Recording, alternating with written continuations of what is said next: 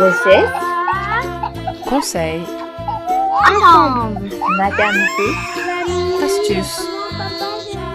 parentalité. La boîte à maman. Bonjour à tous, content d'être avec vous et de vous faire découvrir nos expériences, notre vécu. Je me présente, Laetitia, maman de 4 enfants, assistante maternelle et co-créatrice de la boîte à maman. Et je suis accompagnée de... Aurélie, maman de 2 enfants, assistante maternelle, coach parental en devenir et co-créatrice de la boîte à maman. Alors pour ceux qui ne connaissent pas encore la boîte à maman, eh bien c'est une belle initiative que nous avons co-créée avec Laetitia pour vous aider à bien vivre votre grossesse, votre maternité et vous accompagner également sur vos premiers pas de parents. Oui, et c'est aussi un endroit où l'on échange, où on se confie, on décompresse, on déculpabilise et pourquoi pas, on rigole sans tabou de tout. Exactement. Alors jeunes parents, vieux parents, les pas encore parents, ce podcast est fait pour vous. Alors aujourd'hui, le sujet qui nous intéresse particulièrement, ce sont les relations avec nos belles-mamans qui font... ce sujet fait suite en fait à des échanges qu'on a eus sur les nombreux groupes où on est présente. On a vu que c'était vraiment quelque chose qui avait l'air de préoccuper ou d'embêter certaines. Et bien justement, moi je vais vous parler de la relation que j'ai avec ma belle-maman. Je l'ai connue à l'âge de 17 ans. Entre-temps, j'ai commencé ma vie de jeune femme, de mariée, de jeune maman et de maman. On en a vécu des étapes ensemble, avec plus ou moins quelques discordes, quelques prises de tête, on va dire, ce qui est normal, je pense, par un conflit de génération. Attends, juste pour que nos auditeurs comprennent bien, est-ce que tu peux nous donner ton âge maintenant pour connaître la durée de cette relation avec belle-maman ? Donc j'ai 32 ans cet été. Et je me suis mariée à 21 ans, j'ai été maman à l'âge de presque 23. Donc mon aîné va avoir 9 ans. Et du coup, voilà, c'est une relation qui dure avec belle-maman, qui n'a pas toujours été facile, comme je disais, par un conflit de génération tout simplement. Mais aujourd'hui, je pense que elle et moi, on peut dire qu'on a bien travaillé et qu'on est satisfaite de la relation qu'on a aujourd'hui. En tout cas, moi j'en suis pleinement satisfaite, pleinement contente, surtout quand je vois les retours que j'ai sur le net. Je me dis, mon Dieu! T'as de la chance. Oui, je peux le dire honnêtement. Oui, j'ai de la chance. Après, c'est parce que j'ai aussi voulu avoir de bonnes relations. Hein. Après, il y a des moments aussi où elle m'a piqué. Hein. Il y a des moments où j'ai eu mal dans mon ego. Je pense qu'il y a des moments où aussi elle a eu du mal. Voilà. T'aurais un exemple à nous donner ? Moi, là où ça m'a le plus piqué, c'est notamment dans les débuts de mes grossesses. J'ai eu du mal parce que j'ai commencé ma maternité par une fausse couche et qu'elle n'en a jamais eu. Je pense qu'il y a eu certaines petites remarques qui ont été piquantes et vexantes. Je pense qu'après coup, elle s'en est rendue compte, mais comme c'est une personne qui avait beaucoup de mal à prendre du recul au moment où il fallait dire les choses et au moment où il ne fallait pas les dire. Donc voilà, maintenant elle a un filtre, elle le sait avec moi, je pense qu'elle me connaît suffisamment. Et puis d'autres petits points de vue aussi différents dans le sens où je pars du principe qu'il faut nous laisser faire des erreurs pour grandir tout simplement, au même titre qu'elle a dû en faire. Et elle me disait souvent, attention, moi j'y vais comme ça, comme ci, comme ça. C'était pas l'idéal. Et voilà, c'est dommage. Oui, en fait, t'as l'impression que t'as pas eu vraiment de place pour pouvoir faire tes propres expériences au final. Voilà. J'aurais aimé des fois avoir quelques lacunes en me disant, en n'ayant pas quelqu'un qui te dit toujours attention, attention. Parce que tu le sais qu'en fait, tu dois faire attention, mais tu sais pas à quel moment. Et des fois, tu as besoin d'avancer, de faire des erreurs. Voilà. Moi, j'ai toujours appris depuis plus petit, c'est en faisant des erreurs qu'on avance. Je pense que dans la vie de jeunes adultes, c'est la même chose. Tout à Je fait. sais pas si tu arrives à cerner ce que je veux dire. Si. Et puis, je pense que nos auditeurs et auditrices aussi. Moi, pour ma part, en fait, ma relation avec ma belle-maman, honnêtement, j'ai pas franchement eu trop de soucis. J'ai une belle-maman qui est plutôt hyper compréhensive, donc voilà. Par contre, j'ai une belle-maman aussi qui a du caractère et qui a des idées qui sont arrêtées sur sa manière de voir les choses. Et j'ai une anecdote particulière qui m'avait assez marquée et fait de la peine en même temps, mais surtout marquée. Moi, dans l'éducation que je voulais pour ma fille, j'avais lu beaucoup de choses par rapport au sucre. Donc, c'était au tout départ. Hein, ma fille Quand on avait, a décidé. voilà, ma fille avait peut-être moins d'1 an, il me semble. Et j'avais pris la décision avec mon conjoint vraiment ferme de ne pas lui donner de chocolat avant ses 18 mois. parce qu'on avait lu que c'était pas forcément une bonne chose, déjà au niveau des allergies. Et ma fille étant intolérante au lactose, on voulait pas voilà, risquer de provoquer une allergie en la mettant en contact trop tôt avec du chocolat.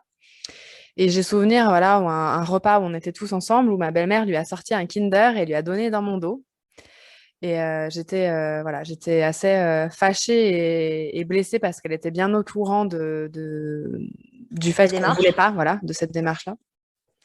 Et quand elle a vu que je faisais la tête, sa seule réaction, ça a été de me regarder et de me dire oui, bah ça va, je suis la mamie, je fais comme je veux. On va aussi prendre un petit peu les témoignages qu'on a pu lire sur le net. On voit souvent, par exemple, des cas aussi où la belle-maman, elle est un peu trop envahissante. Ça peut être un envahissement psychologique où elle est là à donner tout le temps son avis, à tout le temps la ramener, si je puis me permettre, sur tout ce qu'on fait, à corriger ce qu'on fait, voilà. Ça peut C'est-à-dire être comment aussi, penser, comment agir. voilà, ça pouvait être aussi un envahissement un peu plus physique, à rentrer dans les maisons sans sonner parce qu'elles ont les clés, qu'elles ont décidé qu'elles voulaient voir leur petit enfant à ce moment-là. Voilà. Moi, pour ma part, j'ai eu beaucoup de retours sur ma belle-maman ne s'est pas restée à sa place. Je sais, par expérience, que ce n'est pas toujours facile, mais faut pas oublier qu'il faut être intelligent et des fois avoir un recul assez nécessaire pour se dire, voilà, allez, des fois c'est involontaire, c'est plus fort qu'elle. Après, comme je disais, moi j'avais eu un conflit de génération où aussi elle m'a tellement rencontrée jeune, enfin il y a plus jeune que moi, mais moi elle m'a rencontrée vraiment jeune, qu'elle a eu du mal à me voir évoluer et à me voir tout simplement au même profil que elle, c'est-à-dire Au maman, même niveau, ouais. c'est-à-dire femme, c'est-à-dire épouse.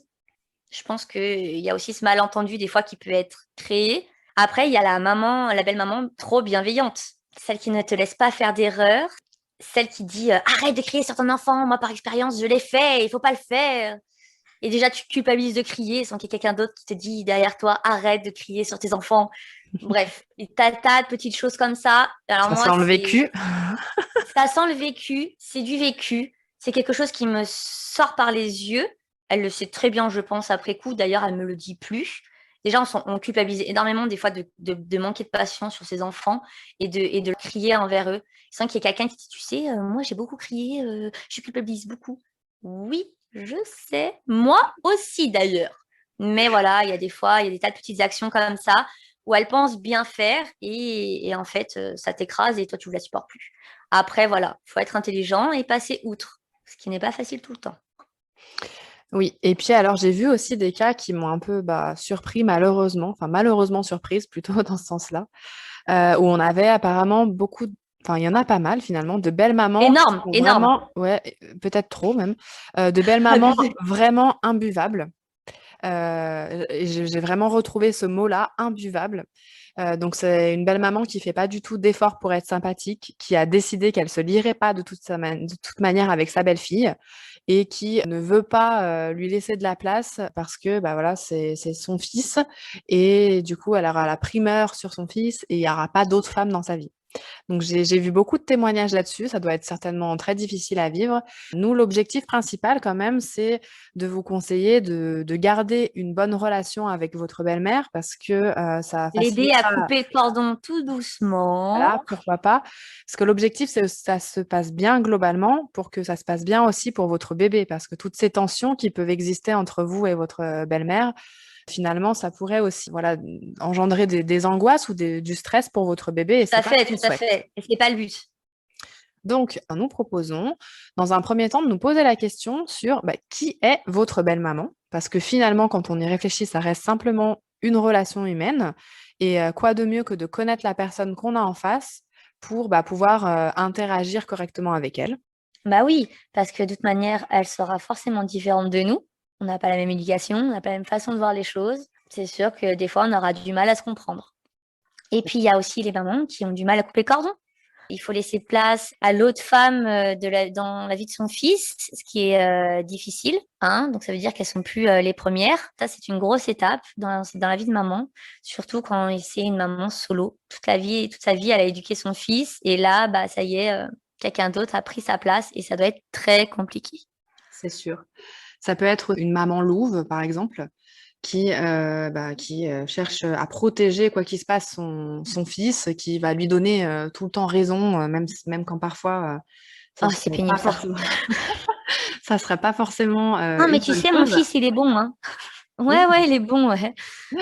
oui, oui, oui. Ces belles mamans-là, c'est voilà, des personnalités un petit peu très protectrices et qui vont avoir peut-être potentiellement du mal à s'ouvrir à nous.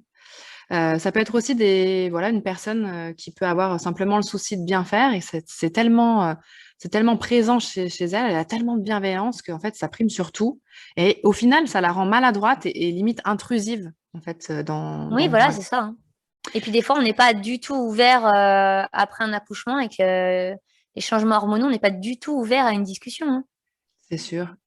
Et je dirais en dernier lieu, et je pense que c'est peut-être ce qui est le plus fréquent, on se retrouve face à des belles mamans qui peuvent avoir des difficultés avec le changement ou alors être assez angoissées, stressées, voilà, avoir beaucoup de peur et pas laisser de place du tout aux imprévus, et à l'imprévu de manière générale. Et quand même, le fait de mettre au monde un enfant, c'est un sacré changement et un bel imprévu. Et du coup, c'est C'est vrai que sûr. certaines, c'est aussi leur premier petit enfant.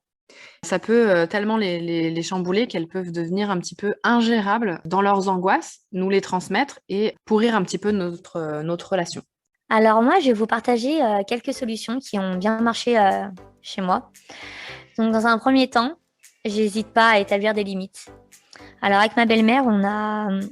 Alors maintenant, il y a WhatsApp. Avant, c'était les SMS. Et du coup, on n'hésite pas à se parler comme ça par SMS parce que j'ai du mal à verbaliser. Il me faut toujours un certain recul. Donc j'établis des limites.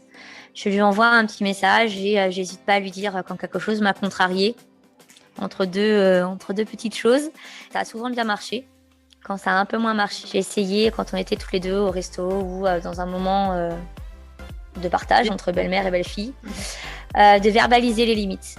Alors moi, j'ai tendance à verbaliser les limites quand elles m'ont pas trop impactée. Quand il y a quelque chose qui m'a très blessée, j'ai du mal et du coup, je les envoie par SMS. Et quand quelque chose qui est pas très important, j'hésite pas à verbaliser. Donc après établir, verbaliser, là, je les impose. Et c'est ce qui s'était passé une fois, comme dans l'exemple que je vous ai dit en haut. Là, on est passé à un autre stade, il faut les imposer. Alors après, certes, on se fait la tête. On se fait la tête, ça dure jamais très longtemps parce qu'on est des personnes qui voulons que les choses s'améliorent, hein, s'arrangent. N'hésitez pas à imposer vos limites parce qu'il y a un moment donné, vous n'êtes plus des petites filles, hein. Vous êtes des jeunes femmes et des jeunes mamans. C'est vous qui gérez votre rythme et votre vie de famille. C'est ça, c'est exactement ça. Il faut du coup établir des limites fermes, donc aussi se connaître, faire peut-être une espèce d'introspection avec son conjoint. Souvent on le fait ça quand on est en mode grossesse ou alors qu'on visualise le fait d'avoir un enfant. En même temps, on se dit, ah bah tiens, moi j'aimerais bien faire comme ci, comme ça, machin. Et en fait, finalement, c'est sur ces valeurs-là sur lesquelles on peut se baser pour établir des limites. Après, il faut aussi accepter que parfois, on a des idées, des limites qu'on voudrait imposer. Et on se rend compte que dans la réalité, finalement, ça ne fonctionne pas. Donc, il faut savoir, je pense aussi, se réadapter. Mais en tout cas... Oui, c'est ça. Vas-y. J'ai pris avec le temps du recul. Et en fait, avec le temps, j'ai appris qu'il ne fallait pas dire tout de suite merde. Il fallait prendre du recul. Des fois, c'est pas mal parce que finalement, on se rend compte que belle maman n'a pas forcément tort, belle maman ou n'importe qui. Et des fois, ça sert à rien de faire du mal tout de suite gratuitement. Alors qu'en fait, en prenant du recul, oui, elle a peut-être raison sur certains trucs. Et si jamais là, vraiment, ça passe pas, voilà, c'est à ce moment-là où il faut verbaliser, établir quelque chose, même voire imposer. Moi, c'est vraiment mon credo.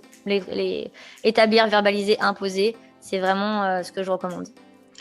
Puis en plus, c'est un super entraînement parce que quand on y réfléchit, c'est exactement ce qu'on va devoir mettre en place avec nos enfants au fur et à mesure qu'ils vont grandir. Oui.